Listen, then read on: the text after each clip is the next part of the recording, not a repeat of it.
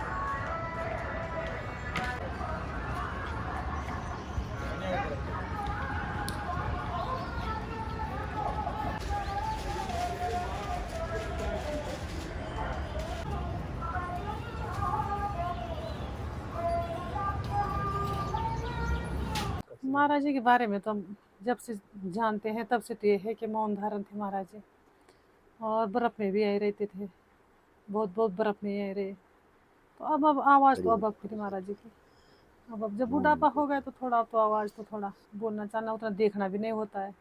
पहले तो दिख के बोलते। मैं बोली महाराज 21-22 साल के थे हो। हमने सोचा भाई इतना छोटा महाराज जी कहाँ आ गए बेचारे यहाँ ना।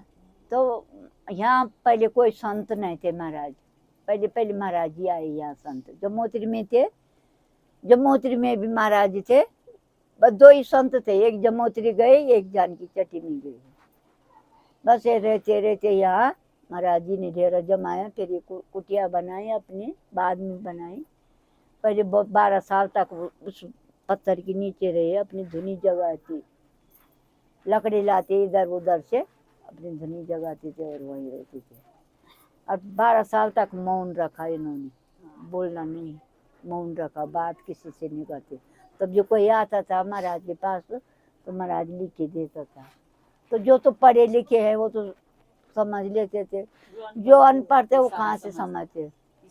इशारा करते थे, इशारा समझते थे कि हाँ, क्या बोल रहे हैं महाराज जी। क्या बोल रहे। और तब इशारों से समझ लेते महाराज जी, बोलते थे चाय पी लो, ऐसे हाँ। करते थे, बनाते थे महाराज जी, देते थे। महाराज के पास पर बर्तन हमने भी ऐसे नहीं थे देखे बच्चे, महाराज जी जैसे हैं, जवान में नहीं देखे। बर्तन भी जब नहीं महाराज थे जी फोटो महाराज दिखाते के। हैं ना अपने, तो हम बोलते हैं महाराज जी झूठ तो नहीं बोल रहे हैं आप, खूब हैंडसम लग रहे हैं, खूब मुआ इतना बड़ा महाराज जी का। हमने जो अभी देख रहे हैं बस महाराज जी ने कपड़े कभी नहीं पहने। हम अभी बन तो गए बोलते हैं अब तो महाराज जी दिखाई शॉल दे। ओढ़ते हैं, पहले महाराज शॉल भी नहीं ओढ़ते थे, बिल्कुल कुछ नंगे, नहीं, नंगे थे। एक लंगोटी बाबा से भाई।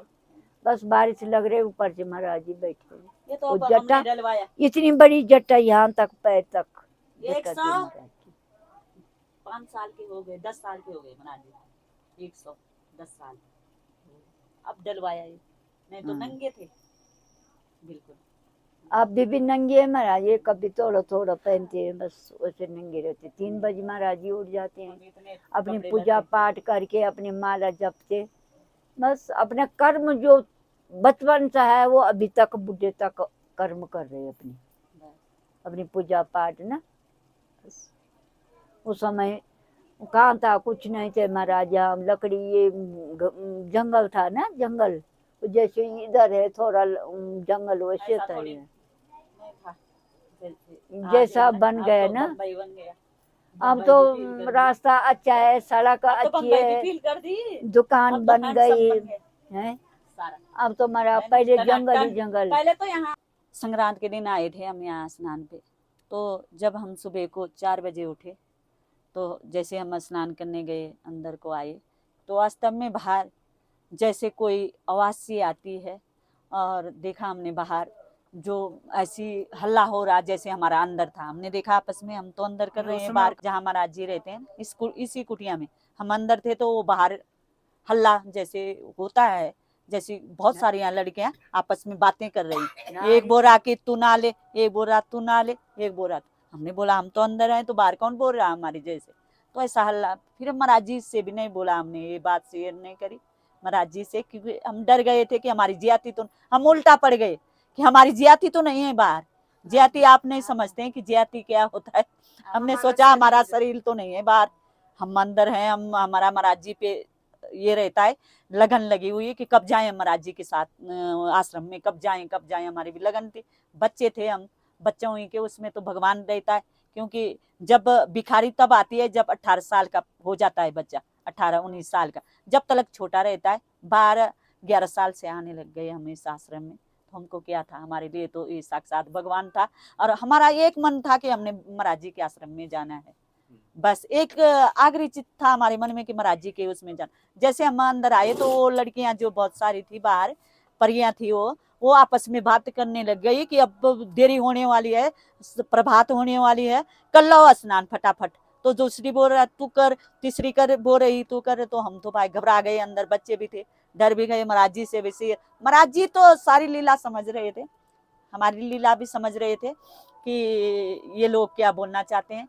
और फिर महाराज जी कुछ नहीं बोल सके ना, हमने बोला महाराज जी के पास। फिर जब दूसरे दिन आए तब बोला महाराज जी से, तो महाराज जी को हंसी लगी कि ये परियां हैं, इनके लिए मैं भोजन भी रखता हूँ हमेशा। तब वो ये बाहर बना रखा ना महाराज का कुंड नानी का, तो उस कुंड में महाराज को वो परे आ गए, जिनके लिए हम तो पहाड़ में मातरे कहते, साक्षात मातरे आए महाराज के साथ, वो नहाए महाराज के साथ, वो पूजा करते थे, महाराज के साथ रहते थे, साक्षात महाराज के दर्शन करते थे। अभी तक भी कीजिए। आशाओं के राम है हमारे चैनल का नाम, और आप सभी लोग अपना ढेर सारा आशीर्वाद, अपना प्यार दीजिए। हम इसी तरीके से आप लोगों को बहुत सारे संतों के दर्शन करवाते रहेंगे। बस आपसे यही प्रार्थना है, हमारे यूट्यूब चैनल को प्लीज़ लाइक एंड सब्सक्राइब कीजिए, ताकि आप लोगों को भी ऐसे संत, दिव्य मूर्ति जिनके दर्शन मतलब भाग्य सौभाग्य की बात है, देवता लोग जिनके दर्शन करने के लिए स्वर्ग से स्वयं यहाँ पे आते हैं, यमुनोत्री धाम में देवता लोग उतरते हैं इनके दर्शनों के लिए, तो हम ऐसे संतों के आपको दर्शन हो, तो आप हमारे YouTube चैनल को सब्सक्राइब और लाइक कीजिए। आशाओं के राम। Thank you. जय श्री राम।